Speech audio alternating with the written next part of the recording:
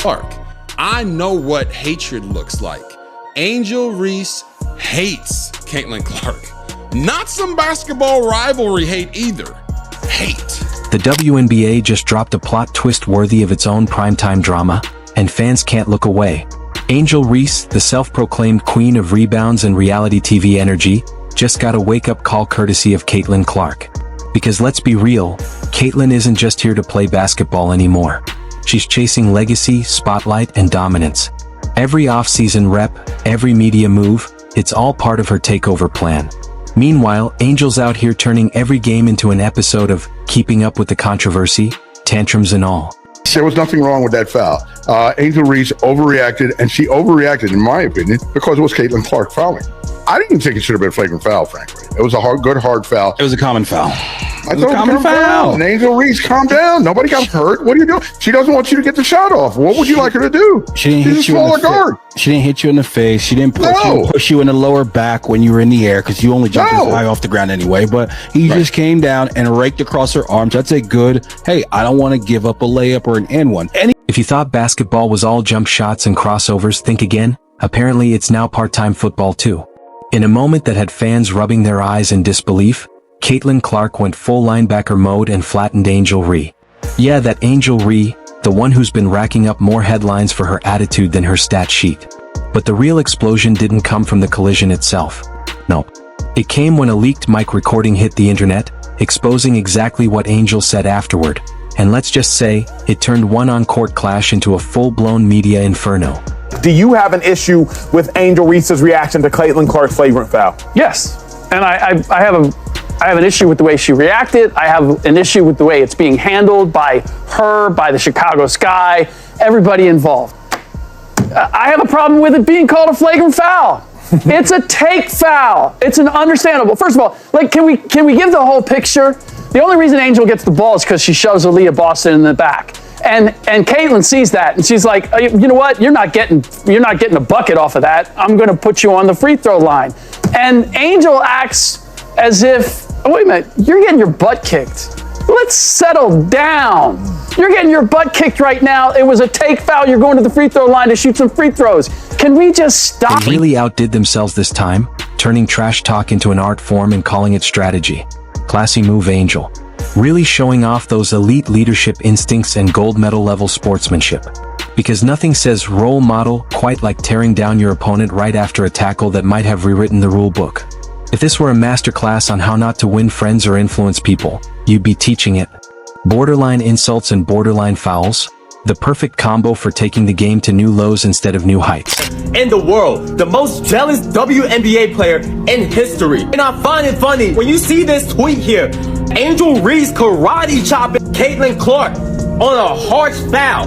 Caitlin Clark didn't even do anything. She just took it like a champ and worried about the next play. But over the weekend, when you see Caitlin Clark did a regular foul on Angel Reese, you get triggered. Like, what the hell? Like, you can't get it both ways, Angel Reese. But here's the kicker.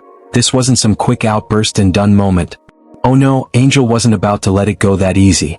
If Caitlin wanted to play rough, Angel was ready to turn the court into a WWE ring.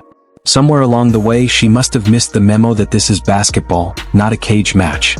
Now, instead of a simple foul, we've got a full-on feud simmering, a grudge match brewing right there on the hardwood, and the tension's so thick you could cut it with a whistle. Where was this type of reaction last year? When Angel Reese got chokeslammed by Alyssa Thomas of the Connecticut Sun. Y'all remember that? She got fouled so hard, they kicked Aaliyah Thomas out the game with a flagrant 2 foul. What did Angel Reese do? Nothing. She didn't get up and try to swing on her. You know why? The reaction was different because of who did it. And there is a lot of history there with Caitlin Clark and Angel Reese. Who needs a halftime show when you've got Angel Reese out here looking ready to throw hands instead of jump shots? Honestly, it's giving reality TV reunion energy, just with more sweat and fewer sequins. Angel Reese, the self-crowned drama queen of the WNBA, making sure no one forgets she's not just here to play, she's here to headline. Meanwhile, poor Caitlin Clark probably just wanted to run a clean game and somehow wound up in a mid-court wrestling episode. Who could have guessed that by 2025, the WNBA would feel less like March Madness and more like a high school cafeteria brawl with better uniforms? Okay, so I didn't hear anything outside of the run-of-the-mill booing. But the WNBA seems content to follow through with this ridiculous investigation. Who is the WNBA going to let control their pocket strings, their pocketbooks? Because it seems to me like the new fans are the ones that's funding this whole league now. I mean, we make up about 70% of the fans overall. Otherwise, yesterday's game would have been watched by about 400,000 people, maybe. It probably got watched by what? Upwards of 2 million? I mean, does the WNBA want to lose Caitlin Clark fans? Because I think as much as people want to support Caitlin Clark, at some point, enough will be. Now let's talk about Angel's legacy here, because it's evolving fast. She's gone from rebounding machine to full-blown drama queen with a mic drop mouth. Nothing says career highlight quite like having your profanity-laced tirade go viral before your first box score even updates. When your side-eye and one-liners make more highlight reels than your shots or stops, you know the brand's officially shifted. And the kicker? This circus unfolded during the very first game of the season. We're barely past tip-off and the WNBA's gossip mill is already in playoff form. It's like Angel decided to open 2025 by declaring, "I'm here to dominate emotionally and verbally." Forget stats. The new scoreboard tracks how many rivals you rack up in 5 minutes or less. To be fair though, her reaction almost makes sense. If Caitlin Clark is suddenly tackling people in a basketball game, anyone would be wondering what planet they've landed on. Basketball? Rugby? A chaotic new hybrid nobody signed up for?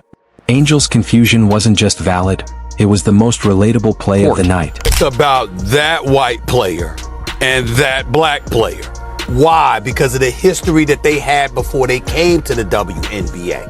You see, it was all instigated. If Angel Reese was never in Caitlin Clark's face, taunting her the way that she did when they mimicking what Caitlin Clark was doing to numerous opponents en route to the Final Four, and then Angel Reese and LSU bust their living you know what at that particular moment in time, and Angel Reese was in her face chirping at her the way that she did, it would have never gotten to this point. But instead of keeping her composure and moving on like a pro, Angel flipped the switch straight to reality TV meltdown mode.